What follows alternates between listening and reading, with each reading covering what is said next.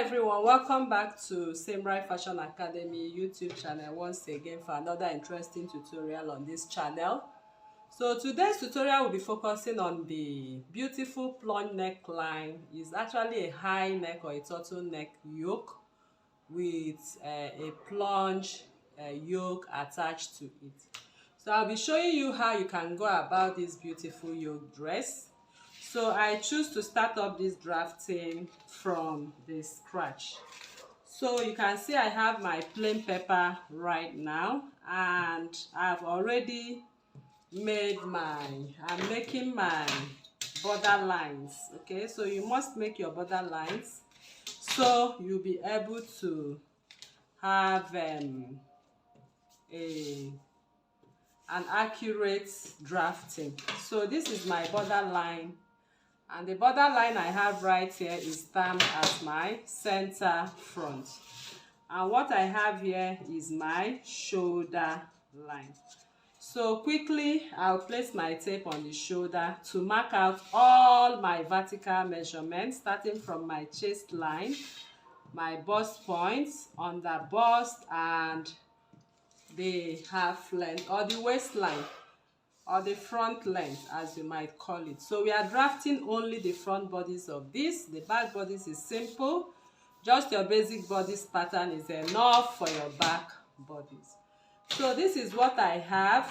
This is my waistline. So that is where we are stopping this, and the rest we are going to attach either a flayed part or a gathered part to it. So next is to impute my neckline. I'm using 3.25. That is my bust circumference divided by 12 is 3.25, as you can see. So now I'm going to connect what I have right there down to this part. So the next I want to do is to take my shoulder measurement divided by 2. My shoulder is 15, divided by 2 is 7.5. And at that point of 7.5, I'm going to step down by 1 inch, and I'm going to connect what I have for my shoulder slope. So I'm going to transfer what I have on this 7.5. I'll transfer it back to the chest line because I want to create my armhole right now. So on the armhole area, I'm going to divide what I have on the armhole area by 2. Because we are working on the front bodies, I'm going to come in by 0.75, which is standard, and I will connect it all the way. So to complete this armhole, I'm going to use my bust circumference divided by 4. Placing my tape on the center front, I have 10 inches. I will make a mark at 10 inches. And at that point, I'm going to use my curve ruler to complete the curve of my armhole. Now coming over to the waistline, I'm imputing my waist. Remember, this line is the center front. Please don't be confused. My waist is 9 inches, and I'm going to use, this is 9 inches. I will use 1.5 of my dart, and then I'm going to connect 1.5 of my dart to this point, and I've closed up my bodies. So the next thing I want to do now is to come to the bust point. This is the chest line. This is the bust point line. This is my under bust point line. This is my waistline. So all I'm going to do now is to come to the bust point from the center front, and I'm going to impute my bust span. My bust span is 7 divided by 2 is 3.5. I'll also mark that line down, and I'm going to construct my dart leg. So this is my dart leg, and at that dart leg, I'm going to impute my dart of 1.5, which is 0.75 on this side, and another 0.75 on this side. And I'm going to mark out what I have at that point, as you can see. Alright, so my bust dart is 2 inches. The difference between my front length and my back length is 2 inches. You can see me imputing the 2 inches right there, and I shared it into 2. I'm coming out with 0.75 to accommodate the dart when it's closed, and then I'll connect it back to the chest line. And now you have your basic bodies to work with, and with this basic bodies pattern, you can do and you can undo if you actually follow the principles behind it. So the first thing I want to do when I have my basic pattern drafting is to divide my shoulder seam line by 2 for an accurate bustier.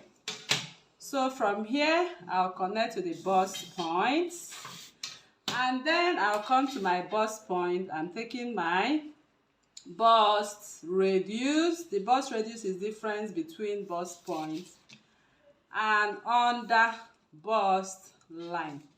So you can see my bust radius. I'm taking it all around. So you can see that, and I have my bust seated right now. So we want to talk about this particular yoke line. So the yoke line is actually straight. Is just straight on the straight course. So this is what I'm going to do. On this line, I'm going to mark my bust radius. This is my bust radius at 3.5, but I'll come up by 4 inches. So if I come up by 4 inches, I would love to measure from the shoulder to that 4 inches. I have 6.5. To have a straight line, I'll come back here at 6.5, and I'm going to rule a straight line across, as you can see.